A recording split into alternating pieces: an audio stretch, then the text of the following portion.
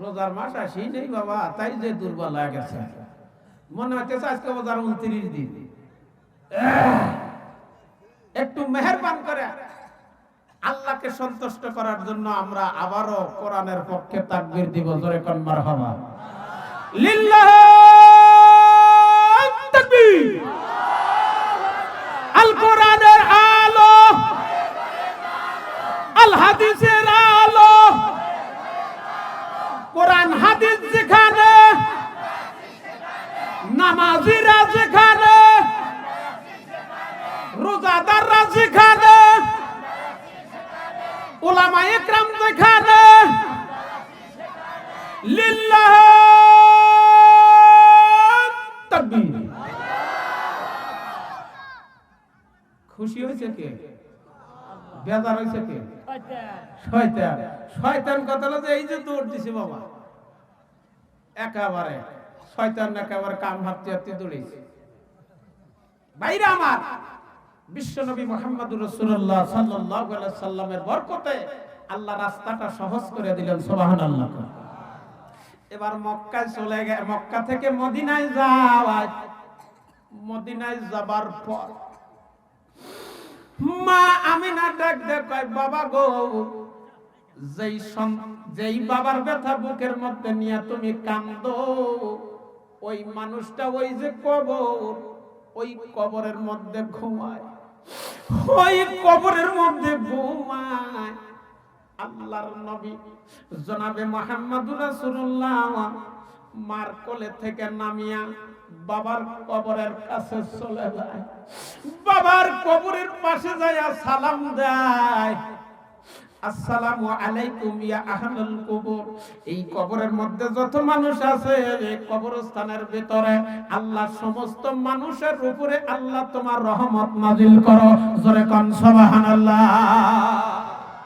আল্লাহর নবী কবরের পাশে যায়, এমন একটা জায়গায় বসে যায়, পায়ের কাছে এমন একটা জায়গায় বসে যায়। মা বাবার সন্তান চেহারার সাথে, রক্তের সাথে সন্তানের রক্তের একটা আলাদা সম্পর্ক আছে। প্রথম দিন বয়ানের মধ্যে কইছি, আপনাদের কি মনে আছে? বাইরা আমার, আল্লাহর নবী মা বাবার কবরের পাশে পায়ের কাছে বসিয়া আমার নবী বাবার ব্যথা বুকের মধ্যে নিয়ে কান্দে আর কয়, বাবা গো, এমন একটা সন্তান আল্লাহ আপনাকে দান করেছে, এমন একটা সন্তান আল্লাহ আপনাকে দিয়েছে, যেই সন্তানের পায়ে জঙ্গলের বাগে আইসা সালাম করে। জোরে কন্যা সুবহানাল্লাহ। যেই সন্তানের পায়ে জঙ্গলের বাগে সালাম দেয় গো বাবা, ওই সন্তানটা আপনার কবরের পাশে বসে আছে। বাবা গো, মক্কার জমিনে কত মানুষ বাবার কোলে ওঠে, আমি মুহাম্মদ একটা বার বাবার কোলে উঠতে পারলাম না। আমি মুহাম্মদুর রাসূলুল্লাহ একটা বার বাবার তোমার কোলে চড়তে পারলাম না। আল্লাহর জমিন থরথর করে কান্দে আর ডাক দেয়, কয় আল্লাহ গো, তোমার ইতিম নবীর চোখের পানি যদি বন্ধ তুমি না করো, আমি জমিন সহ্য করতে পারবো না। আসমান ডাক দিয়া কয়, আল্লাহ তোমার ইতিম নবীর চোখের পানি যদি বন্ধ না করো, আমি আসমান সহ্য করতে পারবো না। আমার নবীর চোখের পানি আসমান জমিন সহ্য করতে পারে না। আর ওই নবীর উম্মত হইলাম, আজ পর্যন্ত আমার নবীকে চিনতে পারলাম না। জোরে কোন কথা ঠিক কিনা? আপনি নবী আমার জীবন সাথী, অন্ধকার কবরের বাতি, আপনাকে সারা বাসে না জীবন। আল্লাহর নবী দয়ার নবী গো, আপনি নবী আমার জীবনের জীবন। জোরে জোরে কোন মারহাবা। দেখিয়া আপনার মুজেজা খুশি হয় মা খাদিজা, সুফিয়া দিলেন জীবন যৌবন। মাল দৌলত যাহা ছিল চরণে আপনার সুফিয়া দিল, করিলেন নবী আপনার জীবনের আপন।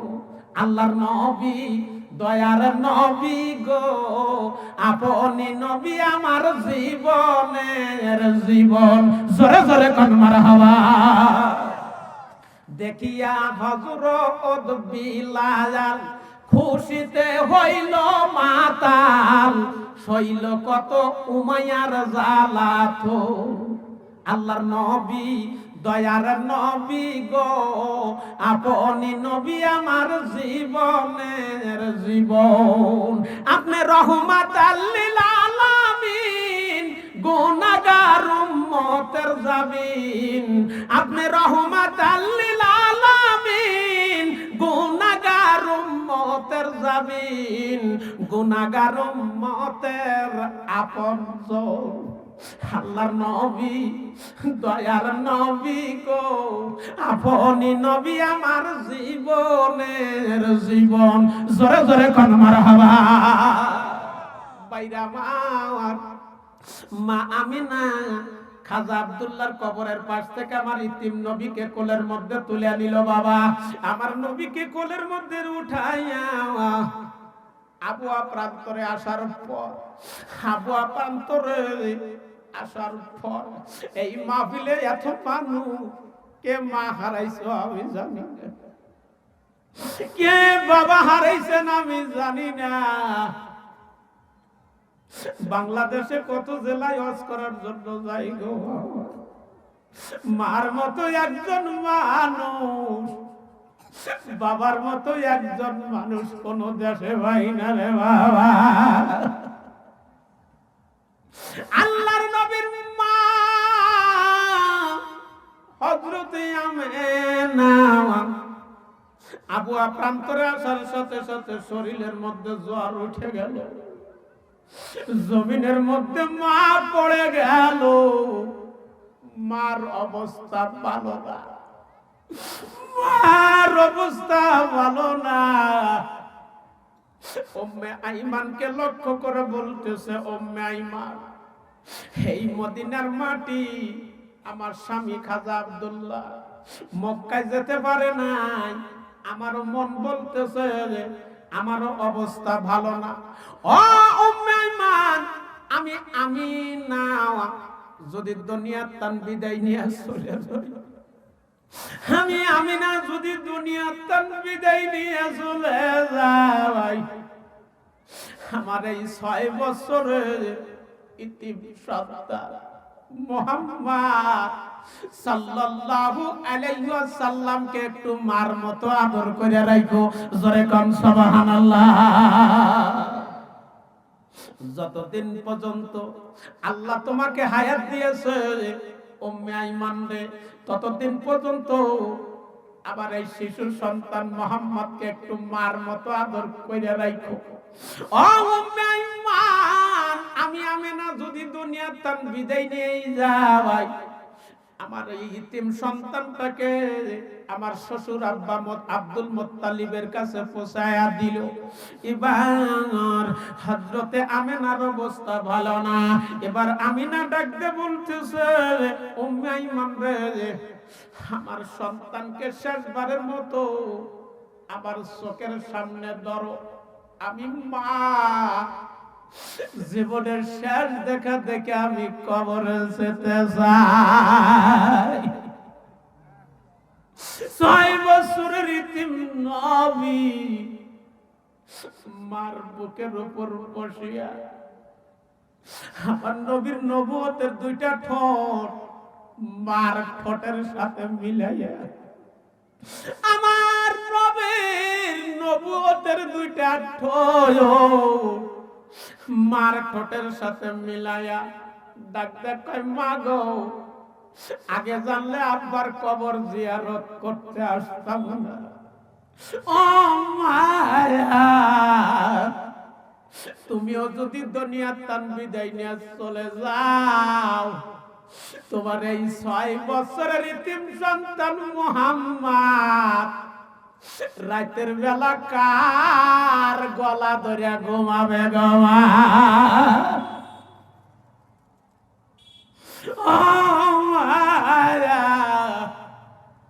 তোমার মোহাম্মদ কার কোলের মধ্যে ঘুমাবে?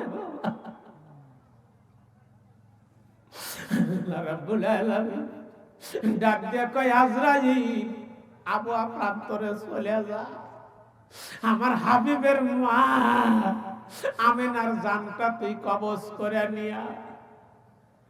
হযরতে আজরাইল আবওয়া প্রান্তরের দিকে তাকাইয়া আমার আল্লাহকে ডাক দিয়ে কয় আল্লাহ গো, তোমার আমিনার বুকের উপর শুয়ে আছে আমার আরসালাকা ইল্লা রাহমাতাল লিল আলামিন। আল্লাহু আকবার কোন। আমিনার বুকের উপর শুয়ে আছে রাহমাতাল লিল আলামিন। আল্লাহ গো, আমি আমিনার জানটা কেমন করে কবজ করব? আমার আল্লাহ ডাক দে কয় আমি আল্লাহর অর্ডার হয়ে গেছে, 1 মিনিট আগেও চলবে না, 1 মিনিট পরেও চলবে না।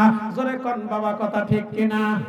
আমি আল্লাহর অর্ডার হয়ে গেছে, 1 মিনিট আগেও চলবে না, 1 মিনিট পরেও চলবে না। যারে আজরাইল আবওয়া প্রান্তরে যা, আমার হাবিবের মা আমিনার জানটা কবজ করে নিয়া। আবওয়া প্রান্তরে চলে আসলেন আজরাইল। আবার আসার পর আমার নবীর মা আমিনার জানটা কবজ করলেন। সবাই পড়েন ইন্না লিল্লাহি ওয়া ইন্না ইলাইহি রাজিউন। এই সংবাদটা আমাদের জন্য একদিন হবে কি হবে না? জোরে কথা কন। সবার জন্যই হবে। আমার মায়ের জন্য না, এরা বাদ যাবা, কেউ বাঁচতে পারবেন না। কুল্লু নাফসিন যায়কাতুল মাউত সুম্মা ইলাইনা তুরজাউন, ঠিক কিনা? যার মধ্যে জান আছে তার একদিন মরণ আছে।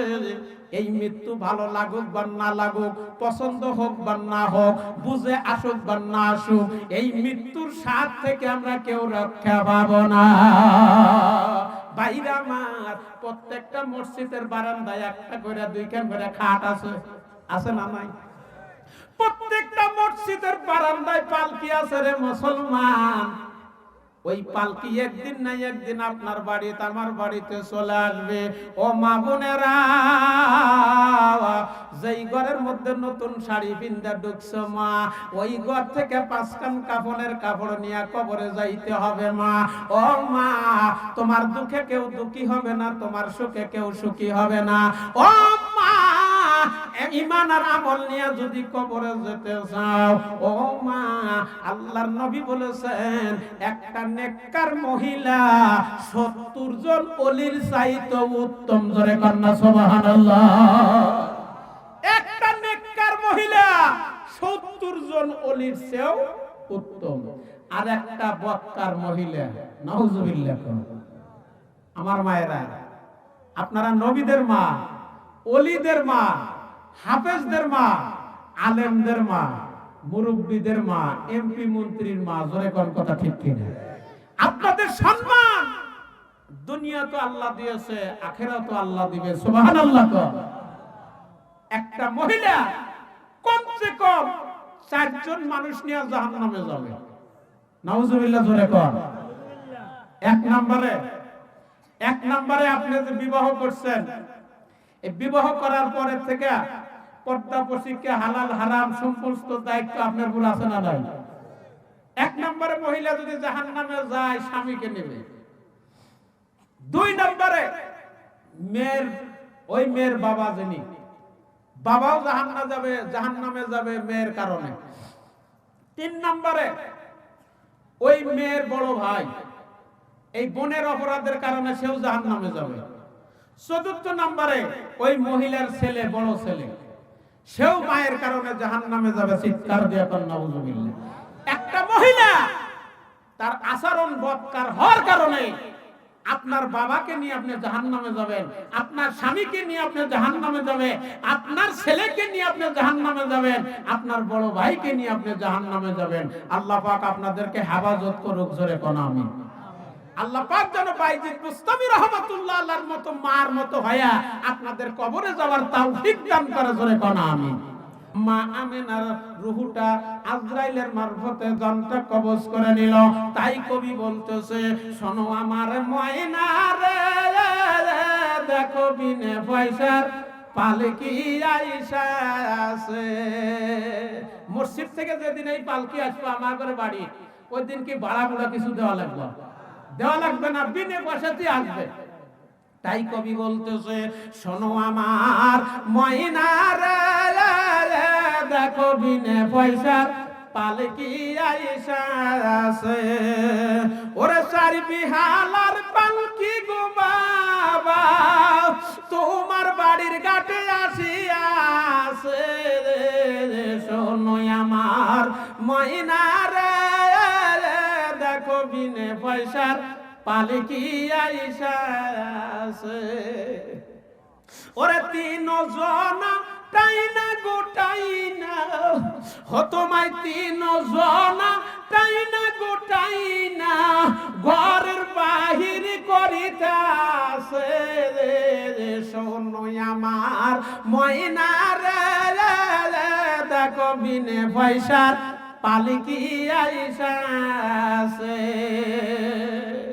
ও তোমার হাতে সোনা কানের গো সোনা, হোমা তোমার হাতের সোনা কানের গো সোনা, এই নাকের ফুল তোমার কাড়িয়া নিছে। দেখো নাকের ফুল তোমার কাড়িয়া নিছে।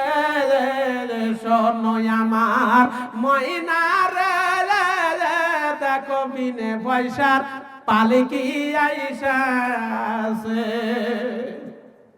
ও তোমার নাকে তুলা কানে গো তুলা, ও তোমার নাকে তুলা কানে গো তুলা, এই দেহে বড়ই পাতার পানি ডালিতাছে।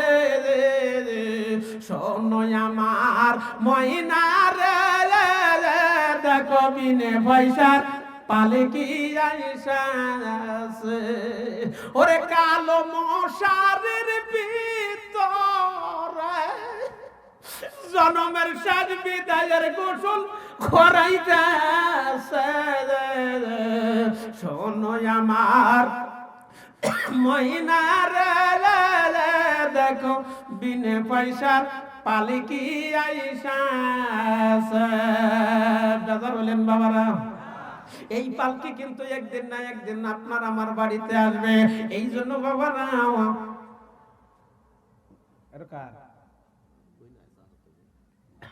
রব্বুল আলামিন আল্লাহ তোমার এক বান্দি আল্লাহ গো সিরাত মাহফিলে 100 টাকা পাঠাইলো। আল্লাহ দান কানা কবুল করো, হায়াতের মধ্যে বরকত দান করো। আগামী বছর 500 টাকা দেওয়ার জন্য কবুল করে নিও।